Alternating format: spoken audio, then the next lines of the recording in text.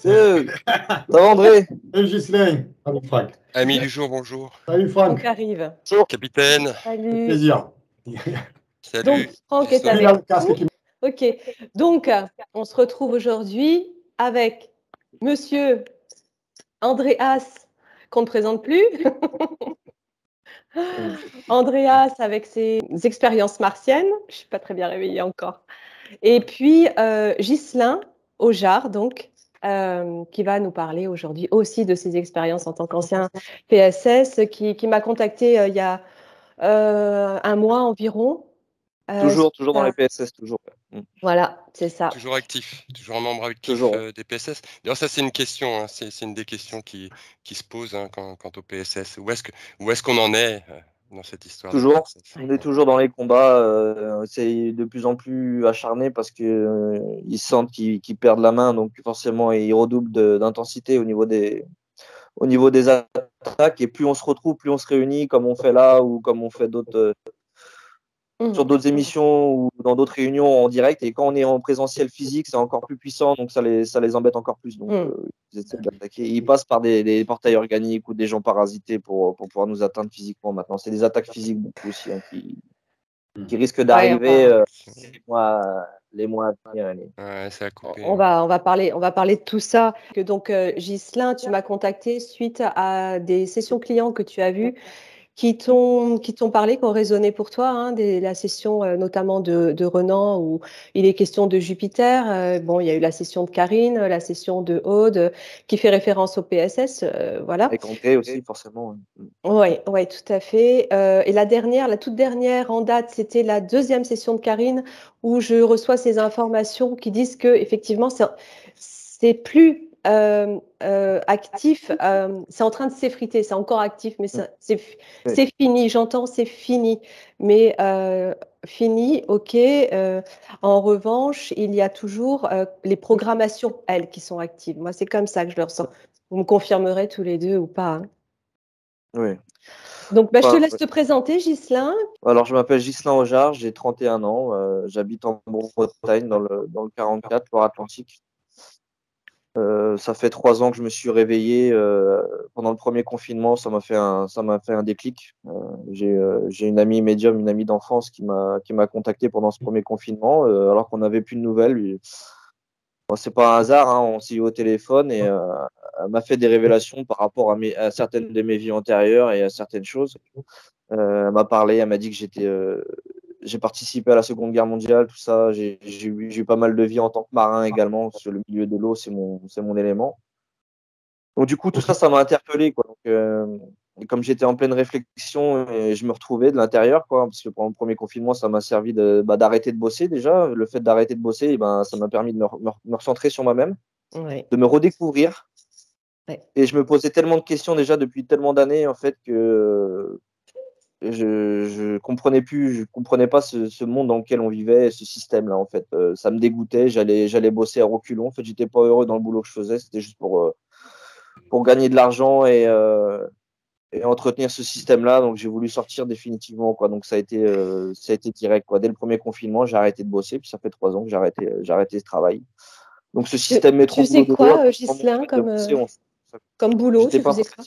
Ah oui, peintre en bâtiment. D'accord. Ouais. Okay. Donc un métier assez fatigant qui me prenait beaucoup de temps, beaucoup d'énergie. En plus, j'avais un poste à responsabilité, donc je gérais un petit groupe de personnel. Tu étais quoi, pardon? J'étais chef de chantier, chef d'équipe, donc je gérais toujours un petit groupe au niveau des chantiers. Je gérais des gros chantiers. Pas mal de choses aussi. D'accord.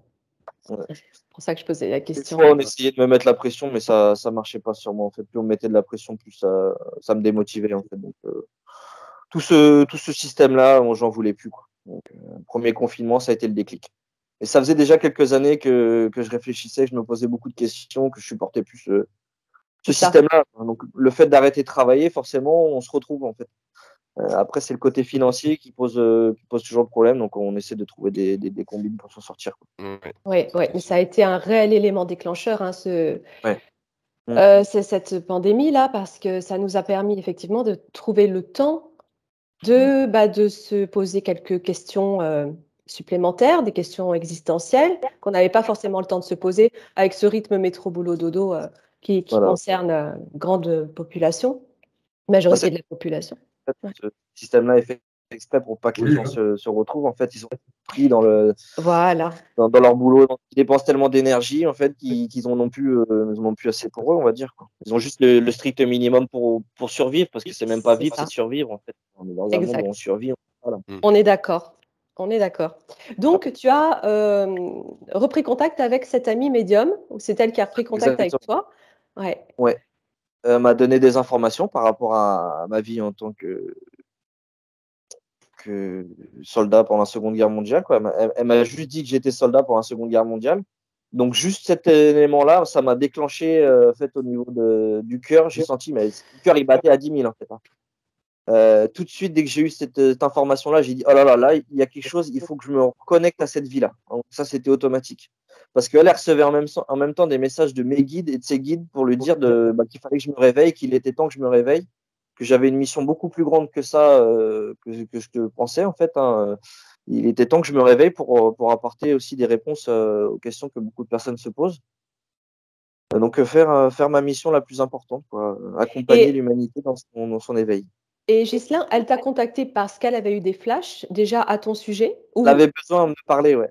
Ah Alors, ouais. n'était plus vraiment en contact. C'est comme s'ils lui ont dit il faut que tu lui parles, il faut que tu lui donnes les messages. C'est ça. Et elle me disait aussi il faut que tu te pardonnes. Parce que j'étais trop dur avec moi-même dans tout ce que je fais, hein, au niveau du travail, au niveau du mental. Je voulais toujours être au maximum et je me donnais à fond. Et j'allais même des fois aux limites, quoi. J'étais très, très fatigué, quoi. Ça prend beaucoup d'énergie. Elle me dit il faut que tu te pardonnes. Donc, elle m'a parlé de l'Ho'oponopono. L'Ho'oponopono, je ne connaissais pas, c'est polynésien. C'est pour se pardonner, en fait. Il faut se reconnecter à son cœur. C'est une manière de se reconnecter à sa conscience. Oui, oui. Donc, je l'ai fait le jour même où je l'ai eu au téléphone, j'ai fait l'Ho'oponopono. Et dans la nuit où j'allais pour m'endormir, j'entends la voix de mes guides qui me disent on est là, maintenant tu es prêt à te réveiller. J'ai entendu trois de mes guides, trois voix différentes. Deux hommes et une femme. Alors, attends, je crois qu'André a posé une question et ça a brouillé en même temps. Non? Non, j'écoutais. Alors, c'était pas le télépathique et il vient de le dire. Mais donc, c'était la première perception que tu avais, Ghislain? C'est la seule fois où je les ai entendus dans le mental, en tout cas, hein. Voilà. Ils me parlent par le cœur, hein. Ils n'ont plus besoin de me parler, que j'entende leur voix. En fait. Ok, donc là, tout s'est ouvert à ce moment-là, quoi, pour toi. Ouais, j'ai senti, en fait, au niveau du cerveau, comme s'il y avait un déclenchement. Il y avait quelque chose qui s'ouvrait au niveau des fréquences, parce qu'avant que j'entende leur voix, ça résonnait, en fait.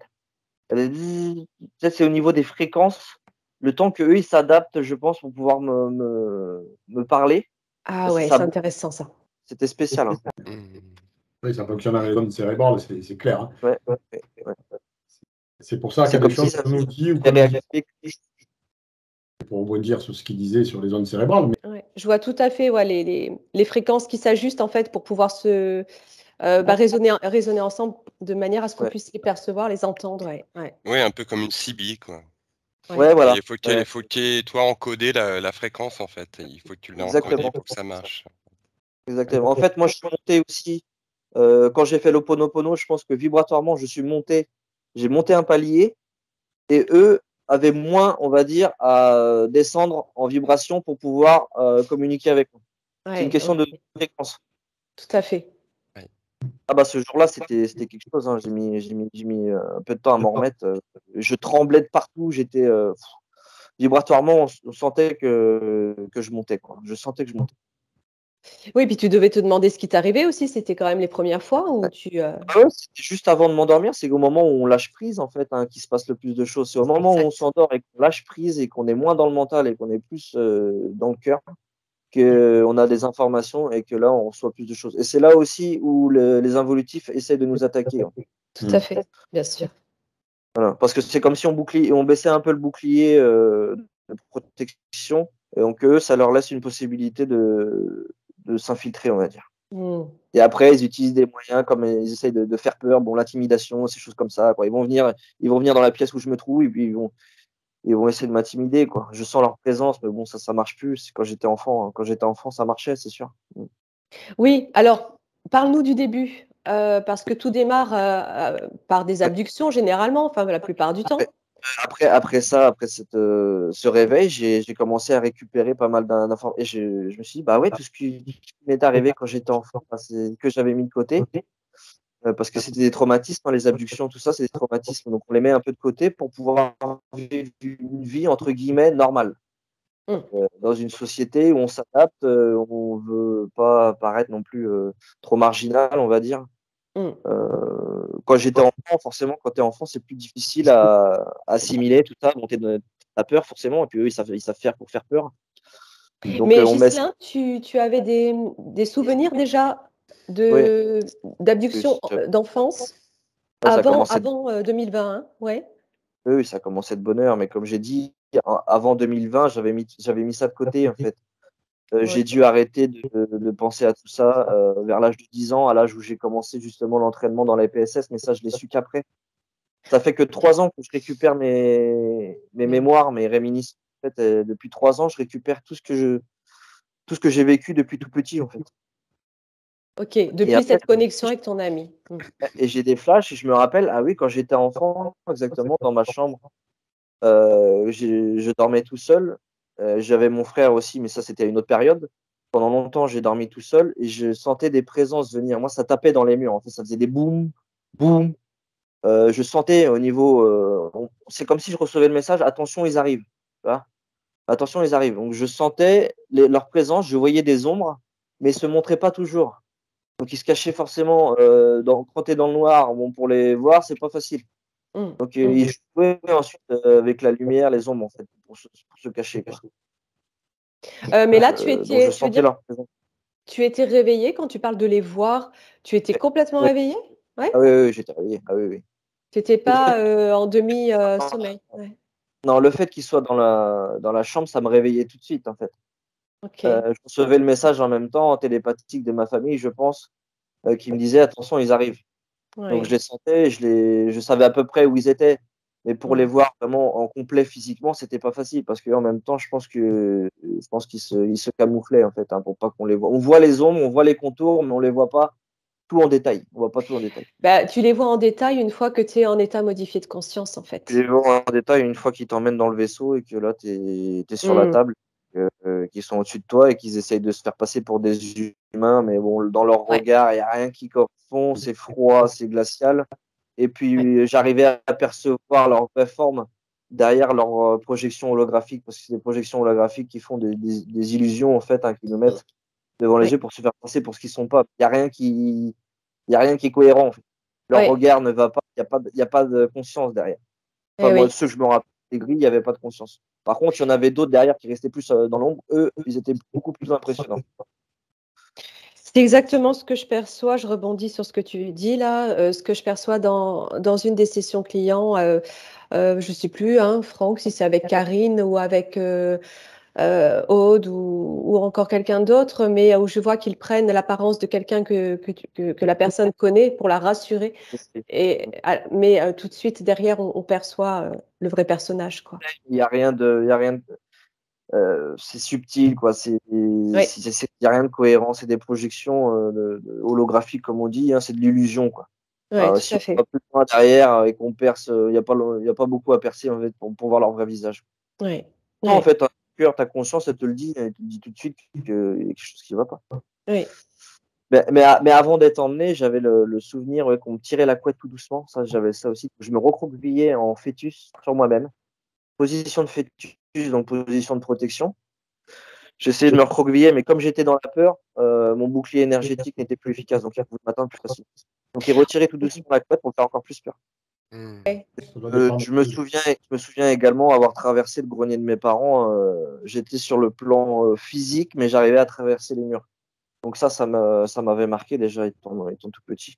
Le fait de traverser le grenier de mes parents, c'était précis. Oui, tu n'étais pas vraiment sur le plan physique, tu devais être pareil sur j'étais sur un entre-deux, un quatrième dimension. C'est ça. Ouais, je me sentais projection. Je me sentais quand même sur le physique. Aussi que je traverse les murs, c'est ça là. Alors, ça veut dire quoi? Ça veut dire qu'ils arrivent à changer les fréquences du corps physique, pour le rendre plus léger, pour pouvoir l'emmener comme ça?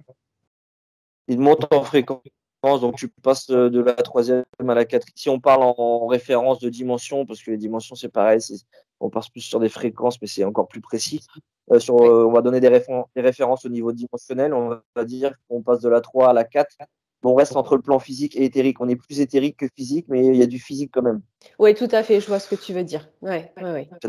On arrive à traverser la matière 3, en fait. Quand on passe en quatrième, on arrive à traverser la matière 3D. C'est comme ça qu'ils abductent. Quand on parle d'abduction physique, c'est comme ça, en fait, que ça se produit. Oui, mais alors ça veut dire d'un autre côté que notre corps, en fait, il peut, Changer. avec ce corps-là, tu peux te retrouver dans des dimensions plus élevées, seulement en changeant les fréquences de ce corps-là. Le corps vibratoirement au niveau des fréquences, hein, ils doivent poser quelque chose sur le corps, ou même juste le fait d'être présent et de nous toucher. Le fait de nous toucher, je pense qu'ils agissent sur la matière également. Donc, ils nous transforment en 4D, en gros. Hein. Ouais. En quelques secondes. J'ai pas toute cette technique. C'est comme si ça peut être une question de mémoire, tu sais, de pareil, hein, de mémoire encodée au niveau du corps, au niveau des cellules. Et peut-être qu'effectivement, ce corps-là, initialement, il avait des possibilités de voyager dans plusieurs dimensions. Oui, je pense. Ouais. Il y a un potentiel, puisque en fait, tu Et ne peux pas modifier comme ça. Oui. Le fait qu'ils nous prennent physiquement, c'est beaucoup plus compliqué, je pense, hein, de déplacer physiquement de la 3D vers 4D. Que de juste le côté éthérique, parce que là, c'était tout le corps qu'ils emmenaient. C'est pas juste un corps éthérique qu'ils emmènent, c'est le corps physique qu'ils emmènent au complet, avec tous les corps qui suivent, forcément. C'est comme si, moi, de ce que j'ai compris, hein, c'est comme s'ils emprisonnaient la conscience dans notre avatar 3D pour pouvoir nous emmener en abduction. C'est une illusion, mais le fait d'avoir peur, ça nous fait rentrer dans notre cœur et rester vraiment dans notre corps pour protéger notre corps, en fait. Notre corps éthérique protège notre corps physique en restant dans le corps physique. Et c'est comme ça qu'ils peuvent nous abducter avec tout notre corps, en fait. Qu'ils n'abduquent pas juste le corps physique, avec le corps éthérique qui est ailleurs. Oh, on entend mal. Hein. Ouais, ça arrête pas de couper. C'est pas facile de tout comprendre, mais en gros, c'est une forme de dématérialisation en fait, hein, du corps. Hein. Tu sais que tout est vibratoire, donc ma foi, les atomes, on sait très bien que c'est les particules qui résonnent, c'est des particules en même temps. Gérer les fréquences et travailler sur plusieurs plans différents. Donc, ça va très bien se mettre. Et eux, de la quatrième à la troisième, c'est moins loin pour eux à faire qu'un galactique de la cinquième à la troisième. Ouais. Donc, tu as eu des souvenirs comme ça au fur et à mesure qui sont revenus de tes abductions enfant, environ 10 ans. Ouais. Et tu en as eu plusieurs. Ouais, j'ai eu une vingtaine d'abductions en tout, vingtaine d'abductions. Moi, les premières dont je me rappelle ont commencé vers l'âge de 3 ans, mais c'est possible que ça s'est commencé même avant. Ok. Donc, c'était quoi, des gris? Ouais, c'était des maîtrés, ouais. Les maîtrés, c'est les grands gris qui font entre 1m80 et 2 mètres, un peu plus de 2 mètres aussi, certains. Ok. Et ceux-là ont une conscience. Ils ont une conscience, les maîtres. D'accord. Par contre, les robots qu'ils utilisent, qui sont à la base des états réticuli, qui est une autre race de gris, hein, c'est ce qu'on appelle les petits gris, les états réticuli. Ouais. Eux ont été mis en esclavage par justement les maîtrés et les dracos. Donc, ils ont été complètement robotisés. C'est une race qui est en voie de disparition. Il y en a très peu. Et c'est beaucoup des robots maintenant. C'est des robots. Ouais. Ils ont fait des robots. En fait. D'accord. Ok. Je pense que c'est une race qu'ils ont colonisée et qui après les ont réduits en esclavage. Ouais, ce qu'ils sont en train de faire avec nous, quoi. Ouais. Voilà, exactement. Est-ce qu'ils savent faire autrement d'ailleurs? Ils essayent. Oui, qu'ils essayent plutôt. Ok, donc après ces abductions, elles servaient à quoi ces abductions par rapport à toi, Ghislain? Leur prise d'ADN, prise d'ADN surtout. Donc, ils ont beaucoup étudié mon ADN, prise de sang, je pense qu'au niveau des brins d'ADN, ils cherchaient le nombre de brins. Ouais, je disais, c'est surtout au niveau de l'ADN ça les intéresse. Hein. Les premières abductions, hein, quand on a l'âge de 3 ans, au niveau de l'ADN. Et Pour regardez pouvoir les brins. Oui. programmer, voilà, on va voir le nombre de brins d'ADN qu'on a d'actifs, parce que chaque être a des brins plus ou moins actifs. Ça dépend de nos capacités, ça dépend de beaucoup de choses. Les starseeds, quand ils viennent s'incarner, ils ont plus de brins actifs que la majorité des êtres humains lambda, on va dire. Oui. Donc c'est ça qui les intéresse. Ils nous voient y arriver de loin, en fait, hein, quand on arrive sur Terre. Quand on s'incarne, ils nous détectent tout de suite. Hein. C'est comme s'il y avait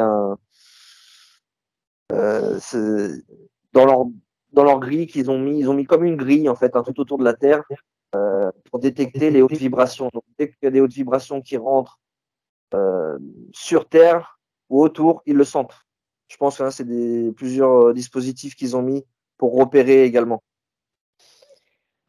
Ok, donc tu es d'accord que la différence entre les starseeds et les humains lambda, comme tu viens de l'évoquer, c'est qu'un starseed est une personne qui s'incarne donc dans un corps d'humain, qui vient d'un autre endroit de la galaxie, contrairement aux autres personnes incarnées qui ne se sont toujours incarnées que sur Terre. Est-ce que tu donnes cette définition toi aussi? Oui, il y a une différence, parce que je m'en rends compte aussi également. Je vois bien que tout le monde n'est pas starseed. Oui, Après, il y a eu des vagues depuis très très longtemps, mais il faut savoir que quand les involutifs ont mis en place la matrice 3D artificielle, donc les archontes, ouais, ils ont tout un dispositif pour renvoyer les consciences se réincarner en boucle. tout à fait. Pêche qu'ils ont créé, en fait. Ouais, ouais, ouais. Ça, on le perçoit bien en session. Hein. Sauf que les starseeds qui viennent de races galactiques qui sont en dehors du système solaire, en gros, où eux n'ont pas ce problème-là. En dehors de Donc, nous, on la peut venir matrice. avec des technologies de projection de conscience. On vient se projeter dans un avatar humain en passant par un pods d'immersion. Donc, en fait, notre avatar galactique se met dans un pods d'immersion sur le vaisseau de nos familles ou sur notre planète d'origine, et on vient s'incarner sur Terre en utilisant la projection de conscience. Donc, on n'est pas incarné totalement. C'est une partie de notre conscience qui est incarnée dans un avatar humain. C'est pas la totalité de notre conscience. Parce qu'on ne peut pas mettre la totalité d'une conscience d'un galactique dans un corps humain. Le corps humain ne pourrait pas supporter, en fait, les fréquences. La conscience galactique est plus élevée. Une question de fréquence. Et quelle différence tu fais donc dans ce cas-là? Conscience qui est dans l'avatar. Pas tout. Et les autres, alors les autres personnes qui sont incarnées à partir d'ici, à partir de la Terre, tu veux dire qu'elles sont complètement, leur conscience est... C'est des groupes, je les vois comme Et qu'est-ce qui fait cette différence? Je les vois comme des familles. C'est comme si un seul être à l'origine pouvait être dans plusieurs, était fractionné. Sa conscience était fractionnée dans plusieurs avatars. Je vois ça aussi, hein, comme ça. Parce que, ouais, c'est vrai que c'est... Des groupes de conscience. Des groupes de conscience qui partent d'une seule et même conscience qui se fractionne dans plusieurs avatars, parce que c'est difficile à expliquer. J'ai pas non plus. Ouais, c'est complexe, c'est complexe. Mais on a vu dernièrement, là, lors d'une exploration, enfin d'une session pour une personne que j'ai emmenée en direct. C'était sa première expérience hypnotique en direct comme ça. Et je lui pose justement la question, elle s'appelle Sophie. On arrive sur le sujet des starseeds et je lui dis bah, justement, quelle est la différence entre les starseeds et les non-starseeds? Et c'est là qu'elle perçoit que les starseeds sont des êtres qui ont évolué d'abord dans le cosmos avant de venir s'incarner sur Terre, alors que les autres sont des personnes, des âmes qui ne se sont toujours incarnées que sur Terre, et effectivement des âmes qui peuvent être hyper fractionnées de par les manipulations génétiques, etc., etc., et qui peuvent quand même retrouver toutes leurs connexions, mais pour qui, a priori, ce serait beaucoup plus long que pour les autres. Oui, c'est des consciences qui s'incarnent en boucle, en boucle, en boucle depuis des milliers, si ce n'est pas des millions d'années sur Terre. Donc forcément, ils ont perdu aussi leurs origines, parce qu'à la base, toutes les consciences ne sont pas originaires de la Terre. Hein. On parle de la source. Tout ce qui vit vient de la source et est une partie de la source. Et oui, oui, Voilà. tout à Donc, fait, tout à fait. tous les êtres vivants sont des dieux créateurs. comme destructeur, parce qu'on a les deux. Oui. Créateur et destructeur, on a les deux. Et donc, les starseeds, tu veux dire qu'ils ne subissent pas le processus de réincarnation karmique, en fait? C'est ça Pour moi, le karma, c'est une illusion en fait de la 3D. Oui, Voilà. je suis d'accord. Ça a été créé par les archontes pour faire culpabiliser les consciences. Parce qu'une fois qu'une conscience, elle se désincarne, donc une personne qui meurt, elle se désincarne, elle voit toujours la même chose. Le grand tunnel blanc, ils voient leurs proches, machin, donc ils sont attirés par ce tunnel blanc, ils vont au bout de l'histoire, en gros. Et je pense qu'ils arrivent dans un vaisseau tenu par les involutifs. Donc je ne sais pas quel procédé ils utilisent. Ils leur font croire qu'ils sont dans un autre monde, c'est merveilleux, tout ça. Je pense que ça vient aussi de la technologie holographique parce qu'ils maîtrisent très bien cette technologie-là. Et ils leur montrent leur vie, ils leur font défiler leur vie et puis ils leur disent tiens, bah là, tu as fait du mal, là, tu as fait du mal, là, tu as fait du mal. Ah, c'est pas bien ce que tu as fait, il faut que tu retournes sur Terre pour te rattraper. Donc ils font culpabiliser les consciences pour qu'une conscience, elle se retourne s'incarner. Oui, bon, là aussi, il y a tous les scénarios. Hein. Il y a ce type de scénario et je pense qu'il y a effectivement aussi la lumière de la source. Il y a eu quand même tellement de témoignages. Il y a la lumière originelle et il y a la fausse lumière. Oui, donc, je pense qu'il y a beaucoup de consciences qui se perdent aussi. Ça dépend de leur état de conscience quand ils sont décédés aussi. Leur état de conscience, ça dépend des fausses croyances, notamment les croyances liées à la religion. Ça dépend d'un tas de choses. Voilà. Ouais, C'est pour ça que je vois beaucoup de consciences qui ont été envoyées un peu, qui les ont fait culpabiliser et puis ils les renvoient en boucle. C'est comme s'ils les renvoyaient de force. C'est pour ça qu'il y a certaines erreurs au niveau des incarnations. Il y en a certaines qui ne comprennent pas, qui se trompent aussi de corps, je pense. Il y a quelque chose. Il y a quelque chose qui va pas. Oui, il y a des loupés, hein, c'est clair. Quelque chose qui ne va pas. Il y a des incarnations forcées. Enfin, au travers de. Là, je te parle. Au travers de tout ce qu'on perçoit en session, lorsqu'on est connecté en télépathie, on s'aperçoit qu'il y a des incarnations forcées, guidées par des reptiliens, enfin voilà, et tout ce processus karmique lié à la grille, oui. Je dis pas que c'est toutes les incarnations comme ça, mais je vois une grande masse. Je vois une grande masse. Hein, donc on parle en milliards de consciences, je pense. Et là, on remonte. Pareil, quoi. On remonte à l'origine des Sumériens, des reptiliens, des manipulations, etc. Oui, et des religions. Très très longtemps, hein, ça fait très longtemps que les involutifs ont mis en place des religions. À l'époque de Babylone et bien avant Babylone, il y avait déjà des histoires de religion où ils se faisaient vénérer en fait, hein, les faux dieux, quoi. Oui. Ah, on en trouve sur Mars d'ailleurs des religions, hein, les mêmes qui ont été faites sur Terre. Hein. Dans l'histoire qu'on a sur Mars, j'ai bien ressorti les temples, les pièces, les monnaies, tout le système monétaire. On parle des Anunnaki et encore d'autres races. Voilà. Les religions, je ressors les religions principales qu'on trouve sur Terre, on les trouve là-bas. Sauf que c'est plus ancien, on voit que c'est encore plus ancien qu'ici. Quoi. Et le système solaire, il l'appellerait le Sol 13. Donc Sol 13, pourquoi 13? Sol 13 à l'origine. Je sais pas, Sol 13, ils appellent le système solaire Sol 13. Les Anunnaki, tu parles là, Ghislain? Les involutifs. Ouais. Les involutifs qui appellent le système solaire Sol 13. Sol 13, pourquoi Sol 13? Est-ce qu'il y avait 13 planètes à l'origine? Forcément, Tiamat qui a explosé. Bon, j'ai pas toutes les planètes en tête, mais combien il y en a? Combien elles étaient? 8 maintenant. 8? Ça dépend. 8 officiels. Ouais. Enfin, il me semble que c'est. C'est pareil, le deuxième soleil, parce que quasiment tous les systèmes solaires sont binaires. Il y a deux soleils à chaque fois dans un système solaire, la plupart du temps. Ah oui, ok. Pourquoi sur Terre? Pourquoi sur oui, c'est vrai, oui. Ah oui, non, mais il y a tout un. Après, on parle de la planète aussi, Nibiru. Il y a Nibiru, il y a tout ça qui rentre. Oui. Donc, après, peut-être qu'ils comptaient le soleil avec, hein. Je ne sais pas. Sol 13, oui, si compte le soleil comme un astre avec, je ne sais pas. Ça compte. Il y a tellement de.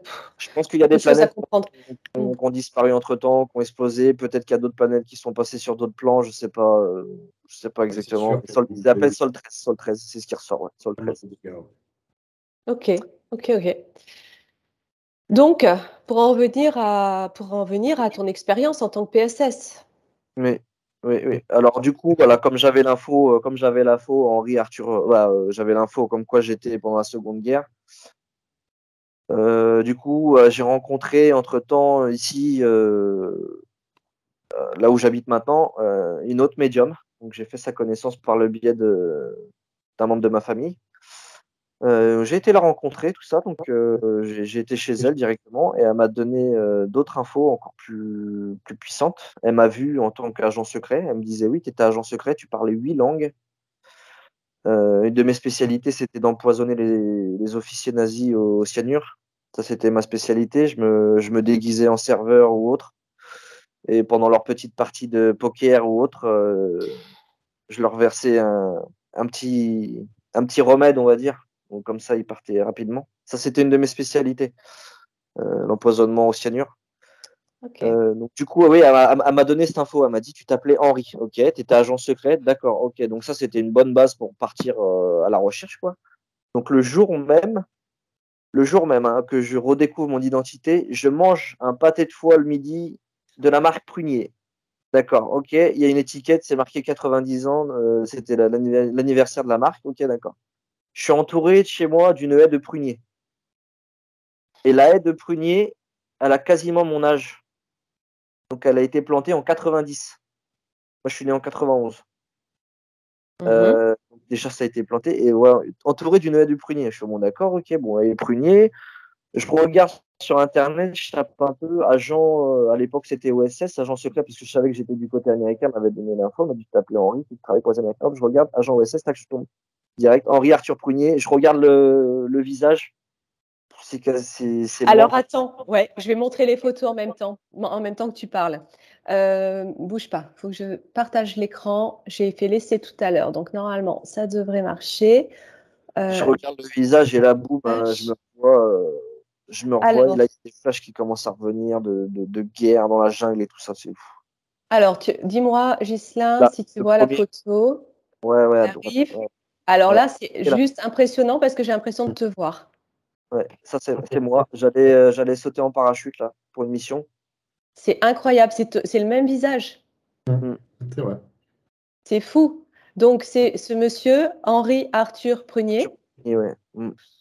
Tu es tombé donc sur lui en faisant tes recherches sur Internet à partir du Pas nom direct, hein, Prunier. le premier que j'ai marqué, j'ai mis agent secret pendant la Seconde Guerre. Je suis tombé direct dessus en fait.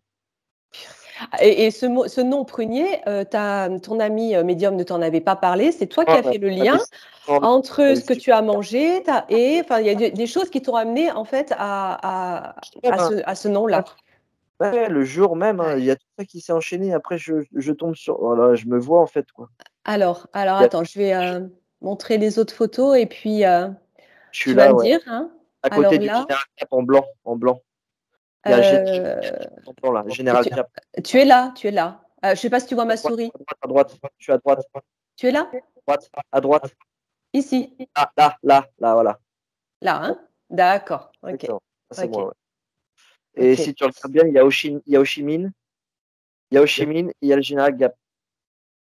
Oui, général Gap. Ho Chi Minh, c'était un des leaders vietnamiens pendant la Seconde Guerre. C'est lui qui a donné l'indépendance au Vietnam contre les Américains et contre les Français. D'accord. Ils pratiquaient, parce que là, on était en train de les former pour pratiquer la guerre de guérilla. La guérilla, c'est quand une armée est moins bien équipée au niveau technologie, au niveau force, et moins bien entraînée qu'une armée surpuissante comme les Américains, par exemple, ou autres, pour pouvoir. Donc, ils vivaient retranchés dans des galeries, la technique des galeries, donc attaquer en embuscade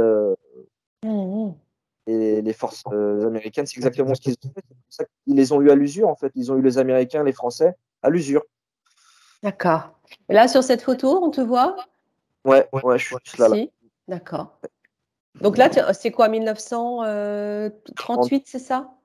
45. 40, 45. 45, c'était à la fin de la guerre, là. Ok. Et là, en fait, on les formait pour se battre contre les Japonais parce que les Japonais envahi leur pays.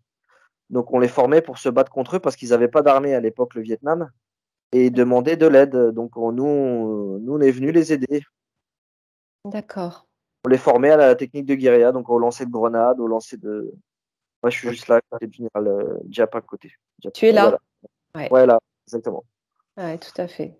Ouais, mais ce qui est fou, c'est qu'on reconnaît les traits du visage, quoi. On reconnaît les traits du visage. Alors après, tu m'as partagé des photos d'ovnis, de vaisseaux. Tu me diras quand tu veux que je les mette. C'est les Onebu, ouais. Tu veux que je les présente maintenant? Ouais, je veux bien, ouais. Alors, ok, j'ouvre. Ok, là. Ouais, donc ça, c'est le Onebu. Ça doit être la deuxième version. Onebu 2, donc c'est la deuxième version du Onebu, ouais. En fait, c'est le programme du Vril, donc, qui était dirigé par Maria Orsi, qui travaillait à l'époque pour les nazis, Oui, qui a mis en place tout ce programme-là. Le premier programme spatial, il est nazi. Hein, donc, Maria, avec toutes les connaissances qu'elle avait et qu'elle recevait en même temps, elle a retransmis les informations aux nazis qui, eux, ont pu fabriquer les vaisseaux comme ça. D'accord, ça c'était selon les sources de Maria Orsic, hein, donc ces fabrications-là. C'est la première version des Onebu, ouais. D'accord. Et toi, ton lien à Ovril, ton lien, Ovril, c'est qu'en fait, il me redonnait des informations parce qu'à l'époque où j'étais agent OSS en tant que Henri, oui. J'étais envoyé sur le front allemand en 1938. Oui. Donc j'étais directement à Berlin et j'étais en contact avec Maria Orsig et un autre homme qui s'appelle Ulrich von Hassel, qui était un ambassadeur en fait allemand, qui était dans le parti nazi, mais lui il était dans la résistance. Donc il avait infiltré le parti nazi, mais en même temps c'est un des premiers de la résistance parce qu'il faut savoir qu'en Allemagne il y avait des résistants, mais bon ça on en parle pas beaucoup. Bien sûr. Il y avait les premiers résistants, ils étaient en Allemagne, ils étaient pas. Voilà Maria Orsic, dont on parle de plus en plus. Favorable au parti nazi, donc il y avait une résistance. Ah, on t'entend plus, Ghislain. Ouais, et à cette époque-là, j'étais très proche de Maria, en contact avec elle assez régulièrement, parce qu'elle-même faisait partie de la résistance contre les nazis en fait. C'est tout un groupe de résistants. C'est ça. Ah oui, non, mais tout à fait. Je vois tout à fait. Tu as des souvenirs de Maria? Le seul souvenir que j'ai, c'est qu'elle m'a sauvé la vie pendant une conférence à Berlin, au Sport Palace, pendant que Hitler faisait une conférence. Il était entouré de son parti nazi. C'était en 1938, donc il préparait un peu tout le monde pour la guerre, quoi. Il avait déjà son idée de guerre depuis les années la fin de la Première Guerre, quoi. Oui. Et il donnait une conférence. Et il était entouré de gardes du corps, donc des gardes du corps qui faisaient un bon 2 mètres, quoi, des costauds, quoi, un bon 2 mètres dans les 120, 130, 120 kilos facile. Mais sauf que ces gardes du corps-là qui l'entouraient n'étaient pas humains, en fait. Hein. C'était des dracos qui étaient déguisés en humains, parce que c'était sa garde rapprochée à Hitler. On a peu de photos d'eux, ils se montraient pas, ils voulaient être très discrets. Tu parles de dracos ici, sur notre densité à nous? Oui, mais ils étaient déguisés en humains. Ouais, ils étaient déguisés en humains. Donc, ils arrivaient à se matérialiser sur Terre. Oui, ils arrivent à se matérialiser. Donc, je ne sais pas comment ils font exactement. Ok. Pour se déguiser. Donc, je pense qu'ils ont une technologie où ils arrivent à se faire passer pour ce qu'ils ne sont pas. Donc, ils se déguisent. Ils ont des méthodes de déguisement, en fait. Donc, les gens, quand ils vont les voir au premier abord, ils ne vont pas se rendre compte que c'est des dracos. Ils vont se dire, c'est des humains un peu particuliers, ils sont froids, ils sont durs. Ça se sent tout de suite au niveau des énergies qui ne sont pas bons. Et eux, ils m'ont repéré quand j'étais dans la salle à espionner. Ils se sont dit, mais qu'est-ce qu'il fout là, lui?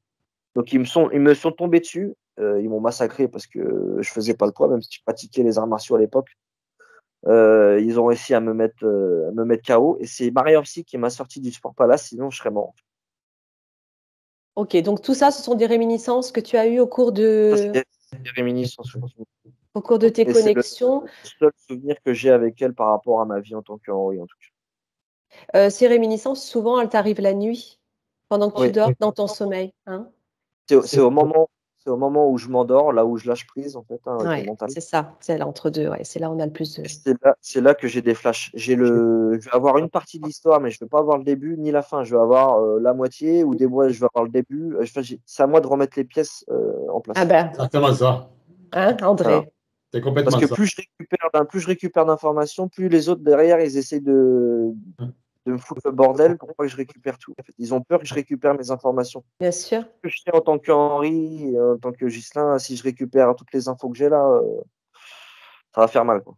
Ouais, ouais. Sauf que, manque de bol, on est je ne sais combien à récupérer des informations qui concordent, qui se rejoignent, qui se complètent.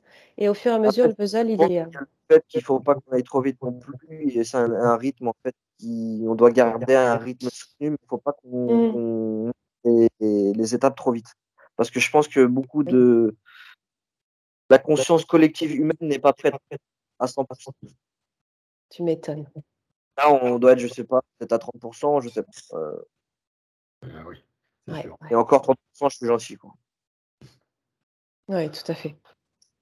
Donc, je pense qu'il faut que nous, déjà en amont, on récupère il faut qu'on récupère nos mémoires et que nous-mêmes, déjà, on monte en conscience. Parce que plus on va récupérer, plus on va prendre conscience également. Ça, c'est tout un travail interne. Et je pense qu'une fois que le puzzle sera bien complet, là, on pourra intervenir sur un plus grand collectif, on va dire. Oui, oui. Digérer, c'est sûr. Hein. Sur un plan plus officiel, peut-être, à un moment donné, ça va être. Même si on n'est pas prêt encore à tout récupérer. Même nous, on n'est pas prêt. Oui, oui. Mais c'est aussi, en dehors de la mémoire, c'est aussi tout un processus à la fois corporel, énergétique, physiologique et de conscience. C'est tout un processus d'adaptation, en fait. De nouvelles fréquences et des atomes qui nous composent. Mais il y a un côté mental aussi. Hein. Moi, par exemple, je me souviens quand les premières découvertes que j'ai pu faire, puisque j'étais dans un pensée un peu unique à une époque. Hein. Moi, j'écrivais des trucs scientifiques, tout ça, en oubliant tout mon passé. Hein. Alors qu'il y a des choses qui me sont revenues qui n'étaient pas normales. Mais voilà. Donc, et puis, à un moment donné, bon, autant sur Mars, des trucs où je n'ai pas dormi de la nuit.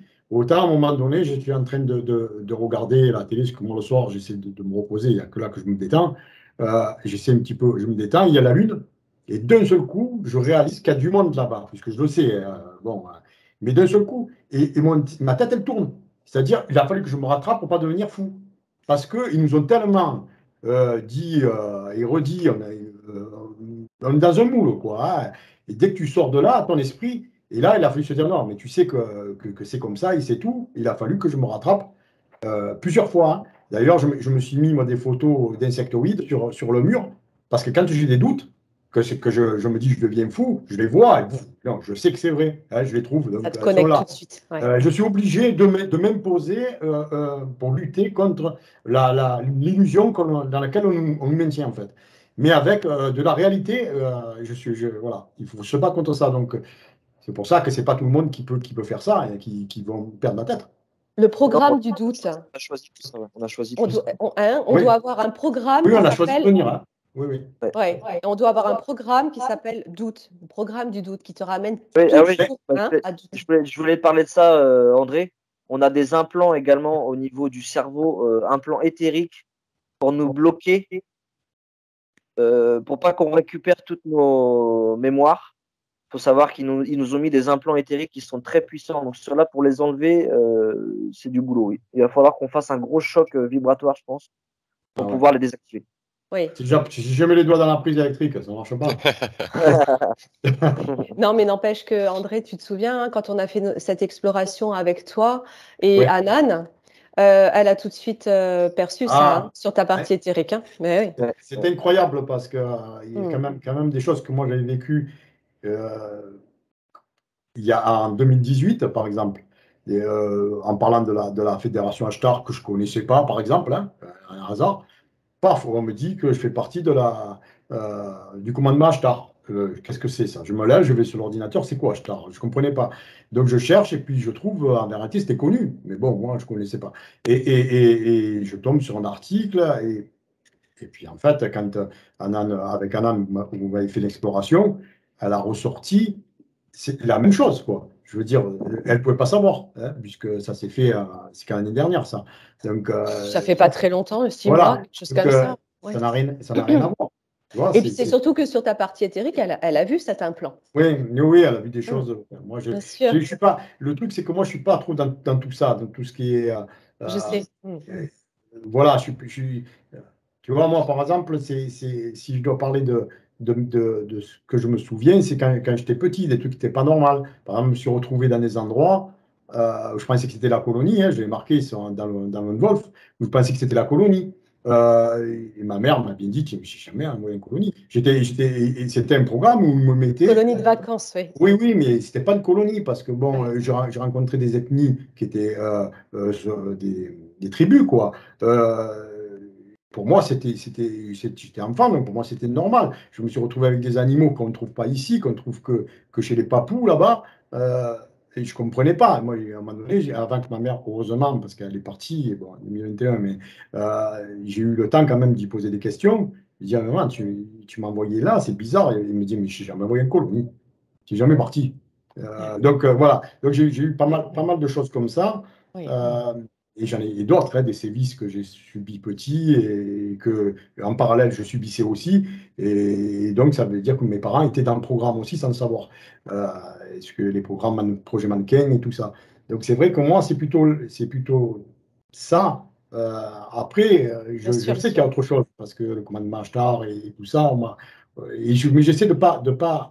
En fait, c'est délicat parce que on peut pas donner trop d'informations parce qu'il y a ou alors, des fois, c'est faux. Hein, parce que Oui. on est sur écoute, on va dire.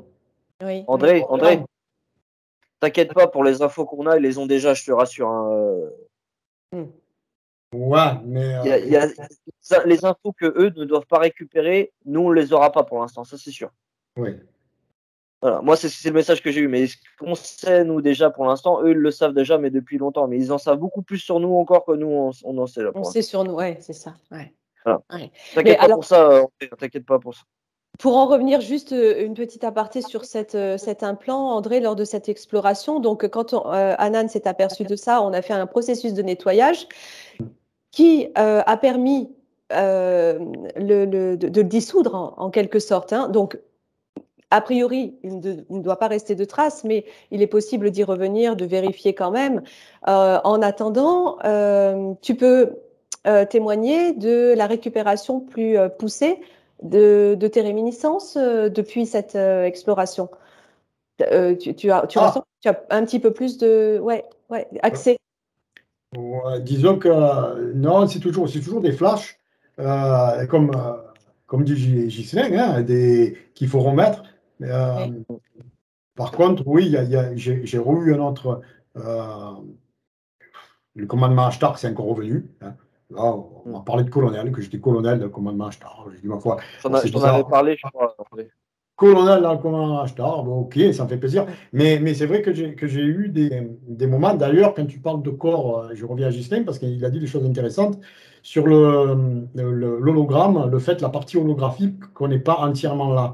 Parce que moi, ce qui est étonnant, et ça, je ne l'ai pas voulu le marquer dans Non-Wolf, rien, parce que j'essaie de centrer je ne veux pas perdre le lecteur, pas perdre les gens, partir n'importe comment. Mais c'est vrai que moi, j'ai eu vécu où je me suis retrouvé avec moi-même. C'est-à-dire, dans le vaisseau, et plusieurs fois, hein, je suis comment dire, en uniforme, dans ma cabine. À un moment donné, je me regarde, et je me regarde dans la glace. Et je réalise en même temps, quoi. Et je me dis, mais. Et je suis mieux, je suis parfait. Je suis mieux que là.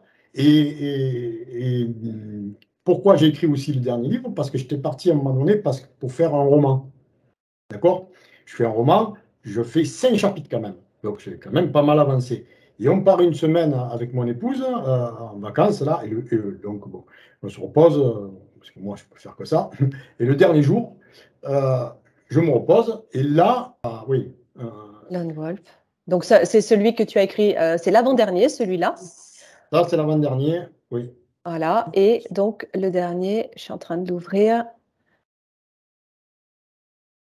Voilà, Mars, Domination, Libération, avec là toutes les photos incroyables. Alors, pour retrouver la description, enfin l'explication, l'interview sur ce bouquin, vous le retrouvez chez Patricia Berthet, Tricia Brett, hein, sur sa chaîne.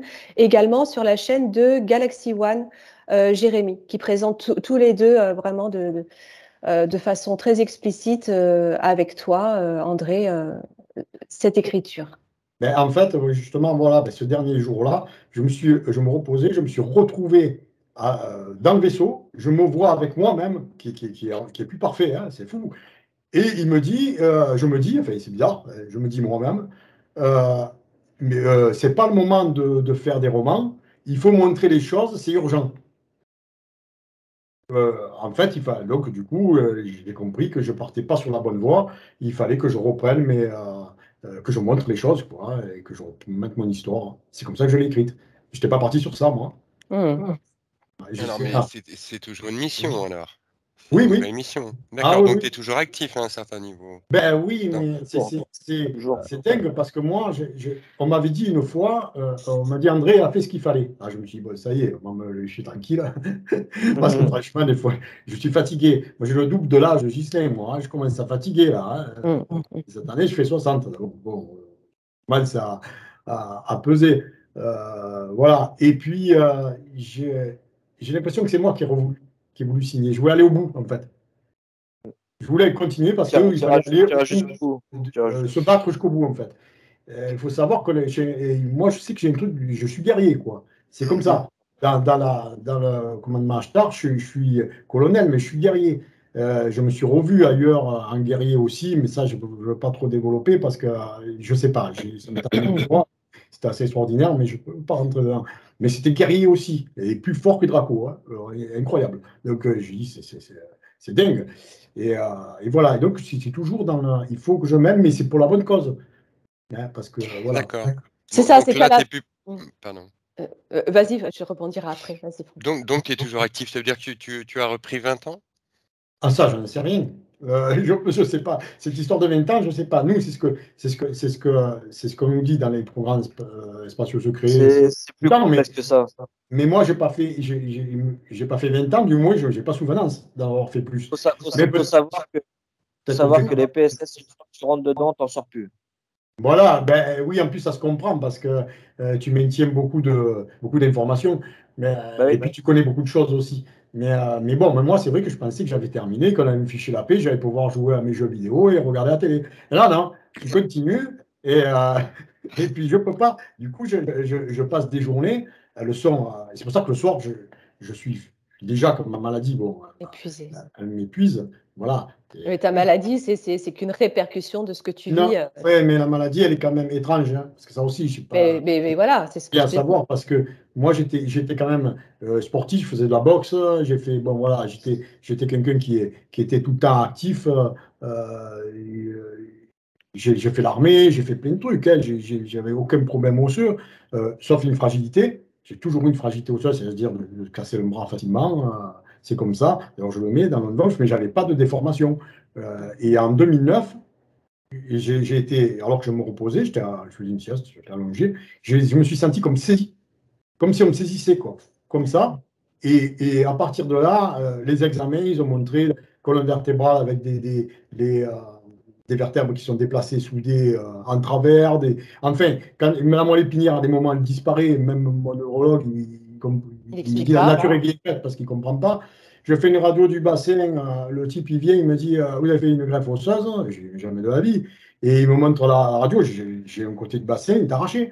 L'os, il est arraché, comme si on me l'avait pris. Il me dit que ça, c'est normalement une greffe osseuse, je ne comprenais pas.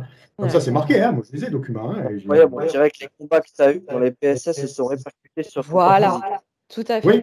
Ben, en fait, moi, le dernier souvenir que j'ai eu, après me m'être retrouvé sur la Lune et avoir retrouvé même des anciens là-bas, c'est d'être dans un medbed, mais je me vois dedans, le medbed. Je ne vois pas le medbed de l'extérieur. On m'a, après une attaque, enfin, moi j'avais expliqué avec un insectoïde, je me suis retrouvé, j'étais inconscient, donc je me réveille et je vois. Et d'ailleurs, c'est là où je pense t'avoir vu, parce que. Oui, tu m'avais dit. En tout cas, tu ressemblais beaucoup, quoi, hein, en treillis en plus, alors que les autres, ils étaient en blouse blanche. Mais je suis allongé. Hein, j'ai l'impression que c'est une espèce de liquide que j'ai, dans une espèce de liquide, mais on dirait qu'il n'y a que la tête qui sort. Enfin, c'est tout ce que j'ai, puis après j'ai sombré. Et quand je me suis Oui, donc réveillé, à chaque fois, ils te réparent. Les réparations, les soins que tu as là-bas se répercutent aussi ici, et c'est ce que les médecins n'expliquent pas. Mais en attendant, tu morfles, quoi. Ton et corps, mon attaque insectoïde, elle a un rapport parce que la dernière fois que j'ai eu enfin, j'ai eu des précisions sur cette attaque-là, où j'ai revécu le moment où j'ai vu qu'on m'a arraché la jambe, quoi. Donc, et la jambe droite, et moi c'est le côté droit, hein. Donc, Voilà, il y a une info qui vient là par rapport à ce que je vois là, ce que tu dis. En fait, quand ils t'ont mis dans le medbed pour te soigner, ça s'est mal passé. Il y a eu une attaque en même temps de là où tu étais. Ah, Alors, je sais pas où ils t'ont emmené c'est sur Mars, exactement hein. si c'est sur Mars. Ils Ah ont oui. été attaqués en même temps, et à mon avis, le processus de medbed pour te rétablir, il a échoué en Ah, ben, ça cours. se tient, hein. C'est Il possible. y a eu un truc en urgence, hein. Ils ont été attaqués en urgence. Ça se tient parce que moi, j'ai bien senti que ça s'est mal passé, quoi. Ouais, ça Ouais. résonne, ça résonne. Oui, ça Une résonne avec attaque. ce qu'a vécu Anan aussi, Aussi. avec Oui. toi. Ouais, Oui. ouais, Oui. tout à fait. Tant que tu étais en soin, la base où tu étais, ils ont été attaqués en fait. Et du coup, le soin, il n'a pas pu aller au maximum. C'est Ouais. les dracos, non? Attends, Parce que, en tout cas, ce qui est sûr, c'est que moi, je pense que ça doit être ouais, ça doit être de l'insectoïde. Donc, bah, si tu étais ah, c'est sur Mars, possible aussi. Parce que ici, qu'on a eu des grosses attaques. Moi, ce que je me souviens, ce sont les guerres contre les insectoïdes. Contre les reptoïdes, j'en ai vu, puisque dernièrement, mais j'ai pas vu, j'ai pas vu me battre avec. Par contre, je les trouve. C'est-à-dire dans le livre et dans une version plus tard que je ferai, je vais en rajouter. On a des débris d'armure mécanique des soldats, mais on a des débris aussi, bon, les insectoïdes, ça, c'est pas un souci, on les montre bien, mais de reptoïdes. Et on les voit, hein, ils sont éclatés par terre, voilà. Hein, Oui, donc, oui. voilà. Sans souci. D'ailleurs, je t'en mets un avec la tête plantée. Hein. Tu l'as vu, Franck, sur le livre? Sur le dernier? Oui. Oui, Là, oui. Là, T'as pas vu? je sais pas quelle page Tu c'est, n'as mais pas vu, il est vers la fin. Hein. c'est Et quand présenté je chez mets Tricia, ça. Ouais. la bataille de G0, parce que c'est non, mais là-bas. j'ai pas eu le temps encore d'explorer ton livre, André. Ben, tu verras, Ouais. c'est balèze. Donc, Euh, en fait, ça correspond à ce que me dit Gislain, oui. Ah oui, oui, mais C'est bien. ce que je vois, oui, c'est ça. En fait, tu étais dans le medbed, ils étaient en train de te soigner, tout ça, et ils ont eu une attaque en même temps de la base. Ça a été carnage là-dedans. Et ils voulaient vraiment ta peau, hein. C'est toi qui voulais, je pense. Hein. Comment tu l'as, l'information? ils se Bah, connaissent. c'est parce que je le vois en même temps. Parce que quand tu parles, je vois en même temps les scènes, et je vois en D'accord. même temps que quand toi, tu étais en soins, ils ont attaqué la base D'accord. où tu étais, et c'est un massacre. Hein. Et c'était une boucherie. Mais je sais pas après, toi, où ils t'ont emmené en urgence. Tu la vois, Nathalie, ou pas, à ce moment-là? Est-ce qu'elle y est? Nathalie, non. Je la vois pas. Bon. Parce qu'il Par avait. contre, je vois beaucoup de soldats morts. Hein. Il y a beaucoup de soldats qui ont été massacrés. Ça, je suis d'accord, oui, ça, c'est sûr. Hein. Ah, c'était un massacre. C'était un massacre. Parce que des autres morts. Je pense qu'ils t'ont emmené d'urgence pour pas que. Parce qu'ils sont venus pour te choper, pour se venger, parce qu'ils en ont après Ah, toi. mais André, tu as dû me voir après. Alors, une fois que tu as été emmené, c'est Ah, là c'est où tu me possible. vois en face de toi. Les insectoïdes, c'est toi qui peux les choper. Parce que là, ils étaient foudrage. Ils étaient foudrage. Ouais, c'est bien Foudrage. possible. Ben oui, ben normal. Et ils ont réussi à t'emmener d'urgence, mais ils n'ont pas pu te rétablir totalement. Et je pense que tu as gardé des séquelles par rapport à ça. Et ça s'est répercuté sur ton corps physique parce que normalement, ça n'aurait pas dû se répercuter comme ça si tu étais bien passé au medbed nickel. Oui, oui, parce que. Et puis, tu vois, une fois, à un moment donné, je reçois une info comme ça. Alors, des fois, tu reçois des infos. Tu ne demandes rien, moi, je ne demande rien. Hein. Ça vient d'un coup. Et je les entends parler. C'est fou, tu les entends parler des fois entre eux. D'un coup, Ouais. tu dis, et j'entends, on l'a fait venir 5000 fois. 5000 fois. Ça m'étonne pas. 5000 fois, ça veut dire que moi je me suis dit, quoi, 5000 fois, ça fait 5000 fois que je fais, comme tu dis, une karma, ça fait 5000 fois quoi, qu'on me fait venir, ça fait 5000 fois, je sais pas. Ouais. Tu finis dans un medbed. Hein. À chaque fois, donc ça fait au moins 5000 combats. Quoi. Je Moi, je t'entends sais que mal. c'est toi Ah, d'aller ou medbed 5000 également. combats, ouais, peut-être. Ouais. 5000 combats peut-être. Ouais. Ouais. Ça m'étonne Mais pas. Peut-être, j'ai toujours, de toute façon, moi, ça a été toujours un combat, ma vie. Si tous les jours tu étais en combat, tu fais le calcul, si tu es resté, je sais pas, moi, plus de 20 ans sur Mars, ça va vite. Hein. Ah bah oui. Ouais. Ah oui, c'est sûr. Et tu Ouais, vois, me Et après, concernant, j'ai pas de réminiscence encore. Alors, quand je me connecte pour une session, j'ai accès aux informations. J'ai été amenée par la force des choses à tout ce qui concerne les PSS depuis cette première exploration avec Franck en janvier 2022, qui m'a amenée sur Mars et à avoir des infos qu'André a confirmées parce que c'est comme ça que j'ai rencontré André ensuite. C'était dingue. Moi-même, personnellement, j'ai pas de réminiscence en tant que. Si, j'ai eu des rêves. J'ai eu des trucs, mais je me vois pas en combat ou bon, je sais pas. Je sais pas du tout. Je saurais pas Toi, dire. tu étais plus avec protéger les enfants, plus comme une enseignante, tout ça. Je vois plus comme une enseignante, vraiment avec des enfants, avec des grands groupes d'enfants, tout ça. Puis ouais, côté médecin aussi, mais militaire, parce que tu as cette formation militaire également, tu sais te défendre. Oui, Donc, militaire. Là. Ah oui. Aussi, ouais. C'est fou, hein, mais parce que tu tu étais beaucoup dans la protection. Toi, tu étais dans la protection d'enfants surtout. Hein, beaucoup avec les enfants. Je te vois avec plein d'enfants. Ouais. Mais tout ce qui me concerne, autant j'arrive facilement à me connecter aux autres et avoir les infos, tout ce qui me concerne, c'est. C'est normal. C'est normal parce que bon, on a nos propres. On a nos propres boucliers. Nos propres programmes et ouais, à désactiver aussi. Hein. C'est ça. Mais alors du coup, le fait d'être ensemble et de travailler oui, ensemble, ça aide, c'est clair. c'est ça qui est très important. Oui, c'est moi, ça m'apporte des réponses, par exemple, là. C'est intéressant. Ah oui, l'union fait la parce que moi, ce que je vais pas voir, toi, André, tu vas le voir, ou Nathalie va le voir, ou Franck, tu vas le voir. C'est ça. Exact. On a chacun un angle différent. On l'a bien vu d'ailleurs dans cette émission qu'on a fait sur les retours PSS à partir des séances clients. Je ne sais pas si tu l'as vu, toi, Ghislain. Donc André, tu étais là, tu sais, avec Karine, Marlène et Lolita et Aude, qui étaient les 4 personnes qui avaient eu comme ça, où était réapparu au cours de la séance, effectivement, la question des PSS d'une façon très forte. Et effectivement, là, il y a beaucoup de choses qui se croisent dans ces moments-là, beaucoup d'informations. Ouais.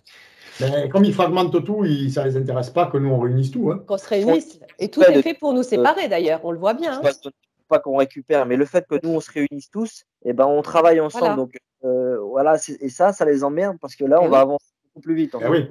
Pourquoi tout le monde Pourquoi il y a cette guerre en ce moment spirituelle? Pourquoi tout le monde se divise, tout le monde se sépare, tout le monde s'engueule? On a bien compris. Après, ça, c'est le jeu de la cabale, hein, et il ne faut pas y rentrer dedans. Hein.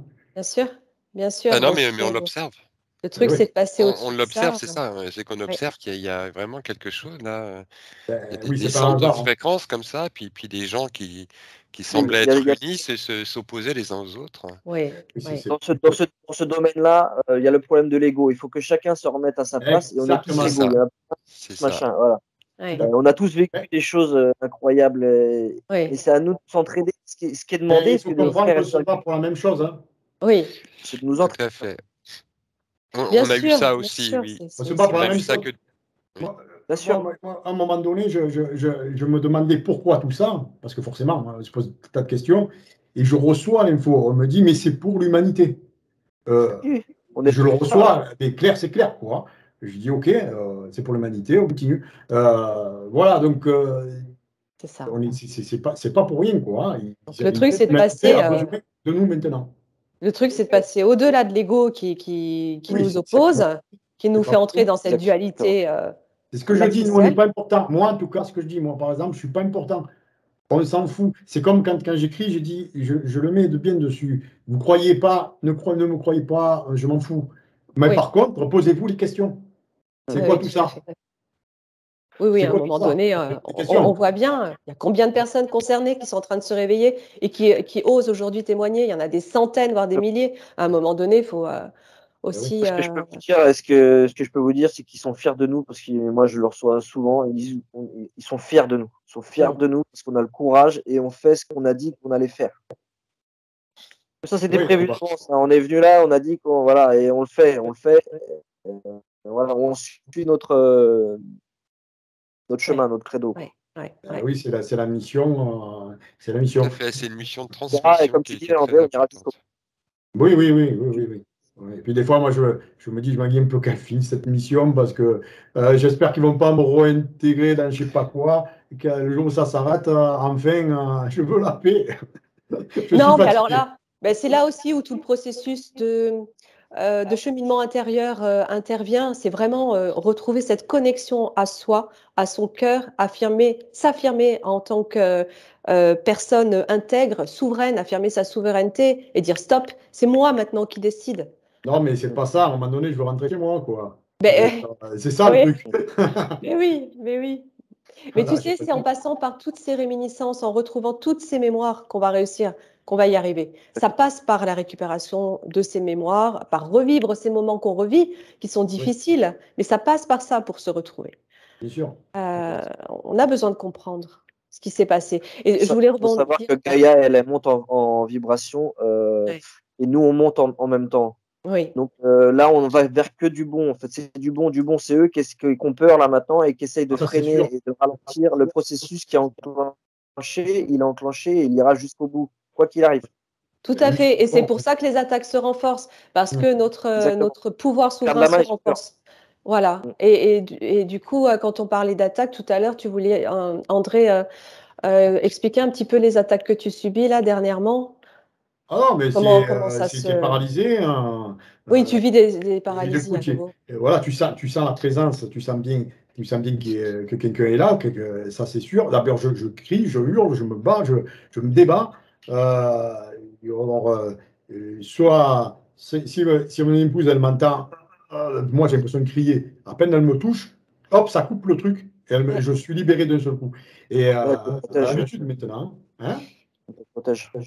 Oui, c'est ça. Et à peine elle le m'entend, ça la réveille, elle a l'habitude maintenant. Quand ça m'arrive, elle touche, paf. On a choisi les compagnes qui ne sont pas dans les PSS justement exprès pour l'ancrage. C'est important, l'ancrage est très important pour nous parce que nous, avec nos missions, tout ça, on est souvent sur d'autres planètes ailleurs et elles nous servent d'ancrage en fait. Et oui. Elles nous protègent et en même temps, elles nous ancrent. Ouais. Alors, c'est bien, c'est intéressant. Tu sais, je le ressens pendant que tu parles, que vous parlez aussi. Toutes ces paralysies, tous ces combats que vous revivez, ce sont vraiment des informations liées à des programmes qui sont, et ça je l'avais perçu aussi dans la session, la deuxième de Karine, des programmes qui touchent le plus profond de la cellule en fait, le plus profond de l'atome et de la cellule du corps et de la conscience. Qui viennent se réactiver pour nous enfermer dans ce schéma de prisonnier, dans lequel on est totalement prisonnier. En fait, c'est quelque chose à désactiver. C'est vraiment quelque chose à désactiver. Et ça peut passer par des outils comme l'hypnose, au sein duquel on peut arriver avec la personne à désactiver tout ce processus pour que cette personne ne le vive plus. Moi, tu sais, je m'en fiche un peu. Hein. Je veux dire, quand ils viennent, je dis, ben venez, on va se battre, pas de problème. Et ils arrivent, et puis quand ils viennent, ils viennent. Moi, ça ne me dérange pas de me battre. Hein. C'est leur terrain de jeu et ils savent très bien qu'on est des guerriers et qu'on ira jusqu'au bout. Mais ce qu'il faut, c'est que nous, on récupère un maximum de nos connaissances pour accompagner l'humanité parce qu'on a beaucoup d'infos qui sont très intéressantes. Et plus on va se reconnecter, plus ça va les déranger parce que leur plan il est foiré. En fait, le fait de vouloir cloisonner tout ça, le fait que nous on se retrouve tous, ça va à l'encontre de leur plan. C'est pour ça qu'ils sont énervés. Après les abductions, bon, il y a une partie qui est un choix d'âme. Donc on a choisi de faire partie de ces programmes-là. Après, jusqu'à quel point on a donné notre consentement, je pense qu'ils en abusent. Il y a violation du libre arbitre. Et quand il y a violation du libre arbitre, nos familles et nos guides se doivent d'intervenir si ça va trop loin. Moi, ils m'ont sauvé la vie plusieurs fois. Ouais, mais ça m'étonne pas du tout. Est-ce que tu confirmes, Ghislain, la dernière fois aussi en session, j'ai vu pour une personne, toujours pour Karine, qu'elle avait signé un contrat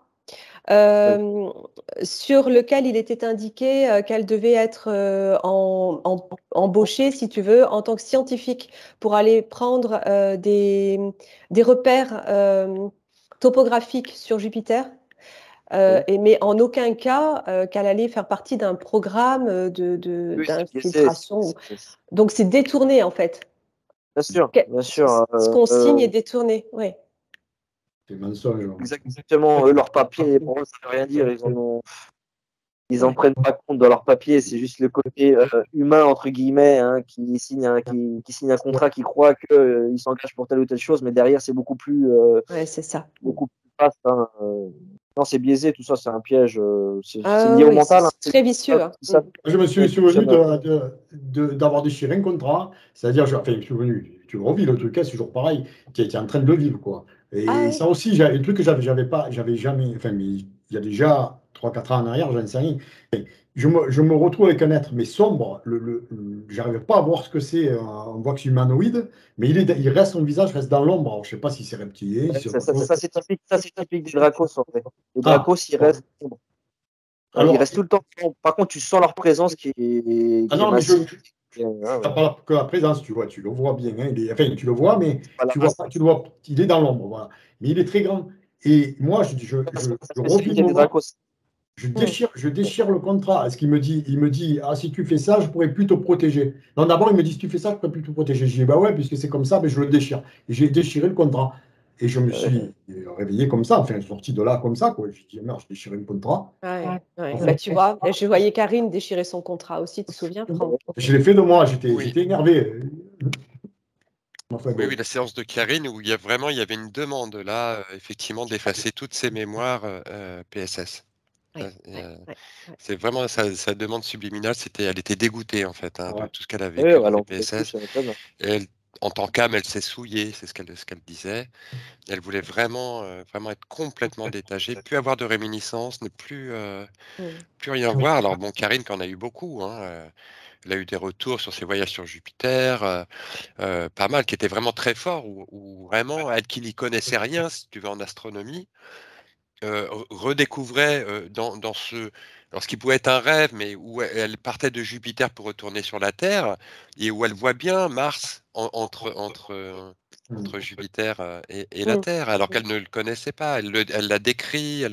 Donc c'est très très fort ces séances. C'est vrai qu'on me parle beaucoup de Jupiter, le peu d'informations que j'ai. Il y aurait un lien avec le commandement Ashtar, mais je sais pas.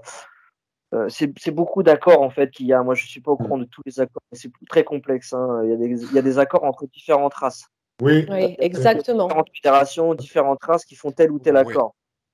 Ça, c'est très complexe avec ça aussi, parce qu'il y a il y a beaucoup de races qui sont neutres. Donc, elles travaillent aussi bien avec les involutifs qu'aussi bien qu'avec les évolutifs. C'est une question d'intérêt, hein, parce que c'est pas parce qu'on va en 5e dimension qu'on prend conscience que c'est le monde des bisounours. Hein. Oui. C'est beaucoup plus complexe que ça. Oui. Moi, j'ai l'impression que c'est vraiment un gros consortium, tu vois. Mais qu'il y a plein d'agglomérations privées. C'est pas uniquement des nations, ou tu vois. C'est aussi des conglomérats, des convergences d'intérêts, des gens. C'est multiethnique, hein. C'est comme des multinationales. Tu vois. Il y a cette ambiance-là, quoi, quand même. Hein. Je vais poser une question à Ghislaine, parce que comme il capte les choses, c'est intéressant, là, avant que je saute sur l'occasion. Itik-Ta'a, ça te dit quoi? Ça me parle, ça. Itik-Ta'a. Ça me fait penser un peu à de la Nunaki, ça. Ouais. Il parle beaucoup comme ça. Hein. Itik-Ta'a. Parce que je me suis revu. Il y a un truc avec l'Égypte aussi. Moi, ce que j'ai revécu, c'était pas en Égypte, c'était sur un autre monde. Hein. D'accord. Ça me fait penser aux Anunnaki. Je ne sais pas, en tout cas, j'étais pas dans le corps d'un humain, quoi. Et c'était plus costaud qu'un Draco, mais c'était pour. Ils étaient tous pareils. Enfin, je me suis revu comme un guerrier, mais vraiment un truc vraiment balèze. Hein. La tête, c'est un peu plat, c'est vraiment étrange. On dirait, ça ressemble entre les. C'est pas reptile et c'est. C'est vraiment étrange. Est-ce que tu as déjà vu un Anunnaki, à quoi ça ressemble? Bah, j'en sais rien, non, sur le tablette sumérienne. En fait, un Anunnaki, ça ressemble, c'est de type humanoïde, ça fait dans les 2,50 m, 3 mètres à peu près, c'est très massif, très musclé, très, très costaud. C'est tout blanc avec une grosse tête bien ronde, quoi. Mais là, c'était vraiment ma stock. Il y avait encore moins de cheveux que là. Mais Ghislain, tu pars de quel... tu as une photo, quelque chose à nous montrer parce que les Anunnaki, on les représente de tellement de façons. La race des Anunnaki que moi j'ai vu, en tout cas, ils font dans les 3 mètres, ils sont massifs, ils ont le crâne rasé, ils ont une grosse tête avec les yeux bleus. Ah oui, les yeux bleus, oui. Et l'espèce C'est un reptilienne bleu. Et l'espèce, Ghislain, on t'entend les Anunnaki, les Anunnaki, ils sont apparentés aux reptiliens. Ils sont plus reptiliens que. Ouais, mais c'est pas. Enfin, moi, en tout cas, ce que j'ai vu, c'est. On pourrait dire blanc, sans être reptilien, c'est assez étrange. Et puis, tout le peuple, c'était. Je sais pas, ça coupe, alors je parle. Ouais, non, Ghislain, t'es parti là. T'es complètement parti. Non, ce que j'ai posé la question à Ghislain, c'est pas pour rien. C'est parce que savoir s'il y a un rapport avec le commandement Ashtar, parce que c'était tout un peuple qui étaient tous les mêmes. Et moi, j'étais sur, on va dire, devant la scène, finalement. Et ils scandaient mon nom. Ils tic-ta, ils tic-ta, ils tic-ta. Et ils partaient à la guerre. Il fallait partir à la guerre, mais avec. On a ça fait sauvage, mais c'est faux. C'est hyper technologique, en fait. Avec des armures, des lances, mais qui ne sont pas des lances d'Indiens. Hein. C'est des lances qui lancent des rayons, enfin des choses assez spéciales. Et la planète était un peu comme si le soleil était lointain. Ou alors un soleil rouge, peut-être, j'en sais rien. À quoi elle ressemblait cette planète? Constellation de la Lyre. Je ne sais pas. Mais je ne sais pas où c'était. Des félinoïdes, alors, peut-être, André. Je vois plus. J'arrive pas à dire, c'était tellement étrange. Et il voulait partir. Attends, Ghislain, on t'entend pas du tout. Il faudrait que tu te reconnectes, Ghislain. On t'entend plus, on te voit. Il y avait un rapport avec le commandement. On t'entend plus, Ghislain. Voilà. Mais ça, j'ai vécu une fois. Okay. Et donc, du coup, je ne sais pas quoi me faire, quoi. Ouais. Je sais pas quoi faire. C'est pas comme une tête allongée. Non, la tête était plutôt grosse. On dirait que le nez, ça suivait le. Et oui, c'est ça. Oui, ça fait penser aux félinoïdes. Hein. Il n'y avait pas un poil sur le caillou, par contre. Hein. Et les yeux clairs, par contre, comme l'a dit Ghislain. Et voilà, tu vois, ce genre de choses, je ne sais pas quoi me faire, moi, quand ça m'arrive. C'est pour ça que je reste centré sur ce que j'ai vécu sur Mars, parce que j'en ai beaucoup. Mais le reste à côté, je ne veux pas tout éparpiter, parce que les gens disent quoi? Il fait ça, il est là. Oui, non, c'est des infos de ta multidimensionnalité. Hein. Tu as accès à des parties de tes mémoires qui te permettent de voir qui tu as été sur telle planète. Et de plus en plus, ça va être. Et tout le monde. Et on partait à la guerre, et il partait rejoindre le commandement Ashtar. Ça, je l'ai bien senti. C'était toute une armée, quoi. C'est peut-être l'origine de ta venue très galactique, sur Terre. C'est ce que je me suis dit, je me suis fait la réflexion, mais je suis sûr de rien. Et puis, d'un autre côté, on a tellement de mémoire qu'on peut pas passer notre temps à nous remémorer, parce que sinon, on ne pourrait pas être dans le présent. Et oui. Non, mais ça, je suis d'accord. Et c'est pour ça qu'il faut aussi que la mémoire s'efface. Je pense qu'il y a quelque chose comme ça, d'une expérience à faire, qui vient elle-même, en fait, moduler les lignes de temps, dans lequel vraiment on souhaite. Ok, il m'a envoyé une photo, Ghislain. Alors, je vais la partager. Ça y est. Dit, André, ça me fait penser aux Anunnaki. Côté très militaire. Les Anunnaki, c'était une race d'envahisseurs un peu. Ils utilisaient la force pour asservir les races qu'ils envahissaient, quoi. Les planètes et tout ça, ils ont toujours utilisé la force, hein, les Anunnaki. Oui, mais là, on partait au combat pour le bon. On ne sent pas des êtres belliqueux. C'était vraiment pour aller libérer les mondes, pas pour aller les prendre, quoi. C'était pas quelque chose de faire, en tout cas, c'était pas cet état d'esprit. Hein. Voilà. Mais ça ne ressemblait pas à ça. D'accord. C'était vraiment pas humain, quoi. Là, il y a encore c'est trop humain, ça. C'est comme ça que tu vois les Anunnaki, Ghislain, toi? Ça ressemble, mais ils ont encore un visage beaucoup plus rond et beaucoup plus musclé. Ouais. Parce que les Anunnaki, on les dit reptiliens aussi. Donc, en fait, il y a plusieurs sortes d'Anunnaki. Là, quand tu regardes, ils sont plus reptiliens que humains. Ouais, j'avais fait une photo, mais je t'enverrai en privé ou à Nathalie, puis à Justin aussi, vous me direz un petit peu ce que vous en pensez, parce que je ne sais pas quoi en faire, en fait. Et d'ailleurs, ce Itikta, à un moment donné, j'ai eu une attaque aussi où j'étais, juste après d'ailleurs, que j'ai vécu ça. Encore une fois, je suis paralysé. et je vois arriver le bras énorme de l'Itikta et les entités qui venaient, elles ont eu peur, elles sont parties. Il est venu comme me protéger. La fois d'après, j'ai encore eu une attaque comme ça où je suis paralysé. Là, le Itikta, il n'y a rien qui vient. Par contre, moi, j'avais une force. Comme si j'envoyais un rayon et ils sont partis.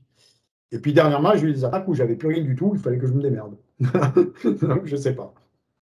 Je ne sais pas. C'est comme une protection, mais il ne peut pas rester, je ne sais pas dire. Tu l'écris comment, Etikta, André? Il y a Itik. Alors attends, en plus moi-même j'avais, parce que je pensais qu'il y avait un H, mais il n'y en a pas. Alors I-T-I-K, T-I-K, apostrophe, T-A, apostrophe A. Ouais, ça fait, ouais, non, ça serait plus, parce que tu sais ce que ça veut dire les apostrophes dans le langage galactique? Je ne sais pas, non, je ne connais pas tout ça. Ça représente l'élément R. Alors ça ferait Itir. Ça fait Tara. Itiktaha. Tu vois, l'élément R. Itiktaha. Parce que moi, le son que j'entendais, c'était bien ça. C'était Itiktaha, Itiktaha. Et il faisait en fait, c'est l'élément R. L'apostrophe dans les noms galactiques, ça représente l'élément R. Ah oui, et on m'a dit, ah oui, oui, et je voulais savoir ce que ça voulait dire, parce que j'ai lu ça, je dis, c'est quoi Itiktaha? Et là, on me dit celui qui sauve, en langage terrien. D'accord. Celui qui sauve, je ne sais pas si ça te André, parle. tu peux répéter parce que j'ai une coupure. Qu'est-ce que tu veux que je répète? Tu peux répéter ça veut dire, ce que ça veut dire? Ah, celui qui sauve. Ah, Ouais, d'accord. Celui qui sauve, je ne sais pas, moi, c'est le message que j'ai reçu. Celui qui sauve, c'est un langage terrien, quoi. Moi, ça me ramène vraiment à l'intra-terre. Je ne sais pas. Ouais. Ça m'arrive. Oui, ça me faisait penser aussi à l'intra-terre, mais non. De toute façon, Moi, l'intra-terre, c'est aussi. Bah oui, c'est l'intra-terre aussi, ce sont c'est aussi l'extraterre, donc. Des origines extraterrestres. Ouais, tout à fait. Tout à fait. Oui, ça pourrait correspondre aux lyriens qui utilisent beaucoup les apostrophes, l'élément R, hein, c'est l'élément des lyriens aussi. Donc, c'est possible qu'il y ait un lien lyrien. Après, physiquement, tu voyais. Ah oui, oui, c'est quelque chose d'énorme. Et c'est plus grand et plus gros que les 3 mètres là, du reptoïde. Hein. C'était vraiment énorme. Hein. Ah oui. Et puis les autres en face, ils étaient tous pareils. C'était un peuple entier, habillé pareil, prêt à partir au combat. Quoi. Et tu as une naine rouge aussi dans la constellation de la Lyre. Ben, le soleil, en tout cas, ça faisait penser, la luminosité de la planète faisait penser à ça. Quoi. C'était pas une luminosité normale comme on a nous. Est-ce que Vega, ça te parle? Vega, ça te parle, André? Je sais pas. Je sais pas. Franchement, c'est les seules infos que j'ai. Moi, j'ai quelquefois des bouts d'infos et ça me dit absolument rien. D'autres peuvent me le dire, peut-être toi, peut-être d'autres. Mais moi, c'est tout ce que j'ai comme info. À moins qu'il me vienne autre chose à un moment donné. Sirius. Est-ce que Sirius, ça te parle aussi, Sirius? Ben, ça me parle parce que j'ai déjà entendu. Alors, est-ce que. Ça me ramène vraiment, ça me confirme l'intra-terre. Il y a quelque chose, mais c'est très protégé, encore une fois. Faut attendre. Je ne sais pas. En tout cas, il est venu, c'est venu me protéger dans une attaque, ça aussi. Ouais. Je ne sais pas. Alors, moi, je pensais que c'était moi, puis je me suis dit, peut-être c'est pas moi, finalement. Peut-être c'est juste quelque chose d'autre qui vient me protéger. À ce moment-là, je ne sais pas. Moi, je me suis vu dedans, mais ça ne veut pas dire que c'est moi. Hein, je sais pas. Mais ce n'est pas un rêve, encore une fois, parce que c'était vraiment puissant. Si, c'est toi. Quand c'est comme ça, c'est puissant. C'est pas. Oui, bien sûr, c'est pas un rêve. Non, tu te projettes. Voilà, tu réfléchis pendant que ça t'arrive, donc c'est pas possible. Bien sûr. Ouais. On le sait, on connaît maintenant ces rêves-là. Je reviens, je vais chercher du renfort des PSS. Là. Ah oui, d'accord. Quand j'ai revécu l'attaque insectoïde, le dernier, que j'ai eu plus de précision, à un moment donné, non, c'est pas à ce moment-là, c'est une attaque insectoïde, peut-être que c'est lié finalement. Parce que je revois l'insectoïde qui m'attaque, mais je suis par terre. Et il y a les grosses pattes qui viennent me taper, essayer de me taper dessus. Et moi, je tourne pour les éviter à chaque fois. Et je suis rancœur, bien sûr. Hein, et j'essaie de lui taper dans les pattes à coups de poing et d'y tirer avec la mitraillette de poignet. Mais comme il est trop près, avec la mitraillette de poignet, je ne peux pas. Donc, du coup, je fais que lui taper dessus. Et ça a duré. J'étais épuisé. J'avais l'impression que ça ne finissait pas. Et bien, le lendemain, en fin de journée, c'est-à-dire 24 heures plus tard, j'avais des douleurs dans les triceps des deux bras, comme si j'avais fait du sport. Incroyable, j'avais des douleurs musculaires, d'où ça sort. Je dis, c'est pas possible. Et comment je peux avoir les douleurs musculaires si j'y étais pas, si c'est juste un souvenir? Évidemment, mais c'est pas qu'un souvenir, c'est que tu agis sur cet autre plan. Et en fait, le fait de t'y connecter, d'avoir ta conscience qui s'y projette, ça impacte. Là, encore une fois, c'est sur la notion de quantique que ça intervient. Ça va impacter à la fois, à partir du moment où ça impacte ta conscience, ça impacte le corps dans lequel se situe ta conscience. C'est comme ça que je le ressens. Je ne sais pas si tu confirmes, Franck. Tu es épuisé. Moi, quand ça sort de là, c'est comme les premiers flashbacks que j'ai eus où je suis en train de tirer avec l'armure.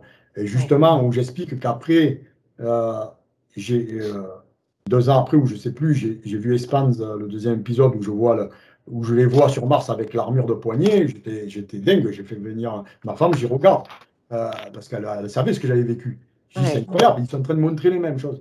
Et quand je revécu ce moment où je tire avec l'armure, avec la mitraille de poignet, je n'arrêtais pas, ça tournait en boucle. Je n'arrêtais pas, ça a duré, j'étais épuisé quand ça s'est terminé. J'ai fracassé, quoi. Et pendant ce temps, on réfléchit. Tiens, on a de la... Bonjour, Émilie. C'est le renfort. C'est le renfort. Je ne connais pas. Renfort de choc. Émilie Athénaour, comment on dit? Athénour. Enchantée. Bon, l'image n'est pas super, mais ça va, on vous voit quand même. Si ça y est, ça se stabilise. Je ne connais pas, mais bon. Émilie, tu peux nous la présenter, Ghislain, ou toi-même, Émilie? Émilie, membre aussi des PSS. C'est une personne que j'ai connue, moi, sur YouTube, il y a quelques mois, alors que je ne te connaissais pas, Ghislain, et je connaissais personne de l'équipe. Je cherchais des informations sur Maria Orsic, et je suis tombée sur justement les vidéos d'Émilie. Je me suis abonnée à sa chaîne. Je les ai trouvées très, très pertinentes. Je sais que tu es artiste à côté de ça, que tu présentes aussi tes tableaux sur tes vidéos, et j'avais vraiment apprécié la façon dont tu décrivais un petit peu tout ce qui se passait là autour de tous ces programmes. Très intéressant. Merci beaucoup. Ça serait bien d'avoir le lien, parce que je ne connais pas. Oui, je mettrai tous les liens dans la description de la vidéo. Ouais. Dans les PSS, elle faisait quoi? Oui, c'est ce que j'avais demandé. Oui, tu peux si tu veux, te présenter, puis nous raconter un petit peu ton expérience, puisqu'on était en plein. Oui, j'avoue là que je m'y attendais pas. Oui, la pauvre, elle arrive comme ça. On n'est pas obligé non plus, parce qu'on en fois. Donc, non, c'est si tu as envie d'en parler. Oui. Mon rôle exactement, je ne le connais pas, je ne peux pas le définir en étant sûre à 100%, mais j'ai beaucoup été attachée à des simulateurs, des choses comme ça. Et beaucoup de choses qui concernaient de la guerre, quoi, concrètement. C'était beaucoup toujours la guerre. Hein. Ouais. C'était plutôt sur les programmes noirs que j'étais. Dire. Oui. Mais c'est ça, mais je voulais rebondir tout à l'heure sur le fait qu'on ait été enrôlés dans des programmes sombres, dans des programmes involutifs, au sein desquels on a eu suffisamment de conscience pour se retourner contre ces programmes et finalement devenir résistant. Et c'est ça qui fait ce qu'on est aujourd'hui aussi. Oui, c'est la résistance. Voilà. C'est ça. Voilà, c'est ce que le colonel Rolivetti il m'a dit, quoi, à un moment donné. Hein. Et là, lui aussi, il était dedans, et puis il a pas aimé comment les choses ont tourné. Et donc, il s'est retourné contre. Et il a mis en place aussi la résistance. Il a rejoint la résistance, on va dire. C'est ça. Ouais, mais il y a en même temps beaucoup de controverses, et c'est vrai que c'est compliqué, c'est abscon, cette histoire des PSS. Parce que même quand tu regardes le profil de Maria Orsic, pourquoi Maria Orsic s'est incarnée en Allemagne, chez les nazis, et qu'elle leur a fourni ses plans du vaisseau?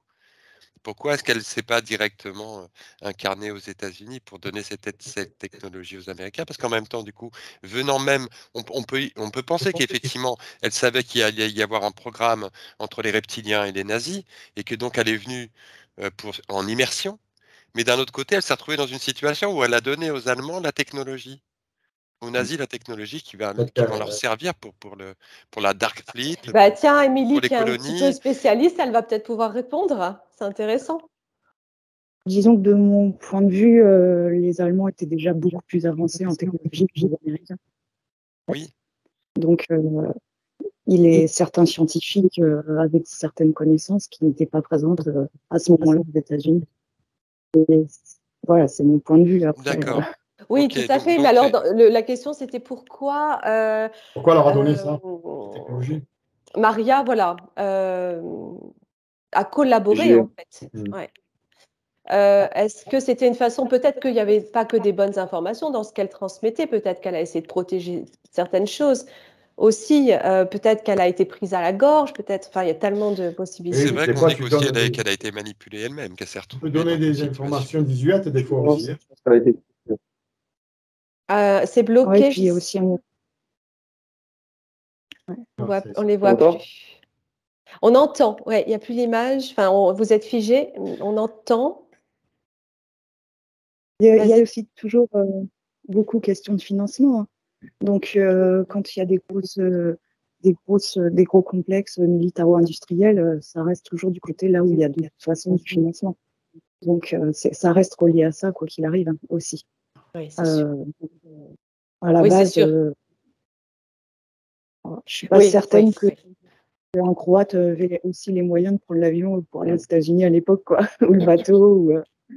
Donc, c'est aussi un chemin de vie, en fait, tout simplement, comme nous, on fait tous, où on suit, on se retrouve à tel endroit, tel moment, et la vie nous amène comme ça, en fait. Moi, je ne connais pas l'histoire de Maria Ossic, moi, tout ça. Hein. Je l'ai lu un peu dans les programmes spatiaux secrets de Michael Sarah, c'est tout ce que je connais. Mais par contre, ce que je peux comprendre, c'est que quand on est, moi, par exemple, quand on était en escouade sur Mars, on attaquait les insectoïdes. Bon, pour quoi faire? Pour leur prendre, on les attaquait. Disons, on protégeait le territoire conquis par la MDF. On protégeait les bases, donc du coup, on les affrontait. Hein, c'est comme ça, on prenait leur terre. Pourquoi on faisait ça? Je veux dire, alors que finalement, on s'aperçoit que ce que je veux faire moi aujourd'hui, par exemple, c'est l'inverse. Pourquoi à ce moment-là, on faisait ça? Et voilà, peut-être Maria Ossic, c'est peut-être pareil. Hein. Oui, enrôlement. Ben oui, il y a quelque chose de cet ordre-là.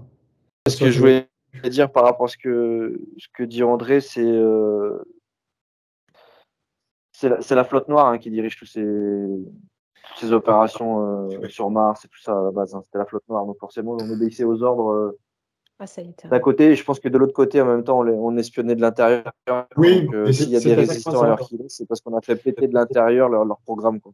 Mais je suis complètement d'accord, puisque c'est l'info que j'ai. On les a infiltrés pour pouvoir faire péter Oui. On les infiltrer pour pouvoir faire péter le système, quoi.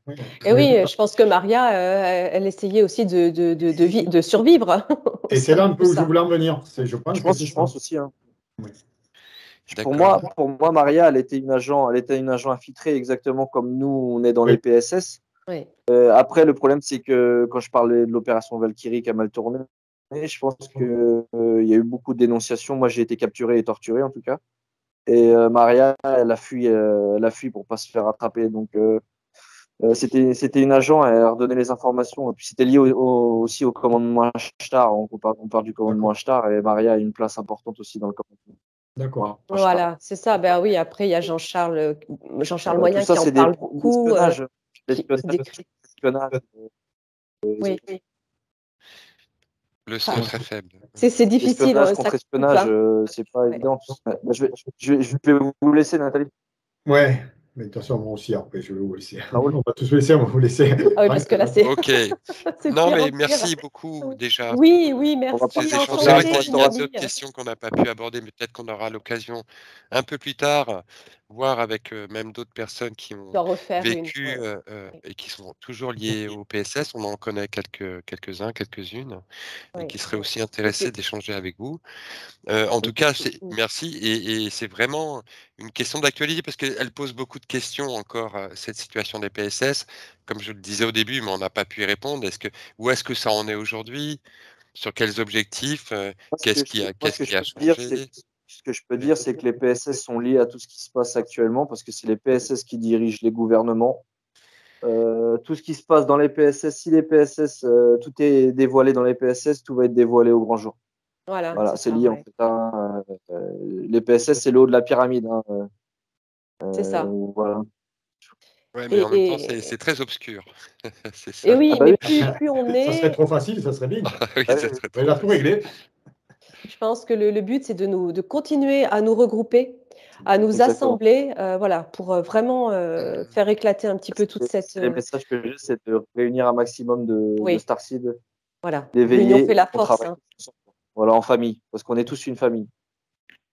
Moi, je suis bien content de vous voir tous. Moi oui, aussi, ça fait plaisir. Oui, nous aussi. Ghislain, ça m'a fait plaisir aussi de le voir. Je suis un petit peu contacté. Et puis moi, comme je suis beaucoup dans mes recherches, c'est vrai que je ne réponds pas ou je ne suis pas trop. Et puis j'ai toujours ce programme Lone Wolf qui traîne, hein, parce que j'ai toujours du mal à aller vers les autres. C'est comme ça. Hein. C'est pas que je ne veux pas, c'est comme ça. On a les implants qui sont au cerveau, qui sont toujours actifs et qu'il faut qu'on arrive à désactiver. Déprogrammer, exactement. Mais pour l'instant, je pense qu'en fait, ces programmes sont nécessaires aussi. Ça nous permet d'accéder à ces mémoires pour comprendre ce qui s'est passé. Et je pense que c'est quand on se sent vraiment prêt qu'on peut le désactiver. Exactement. Processus en tout cas, voilà, on dit des choses assez dures. Et puis, c'était avec grand plaisir.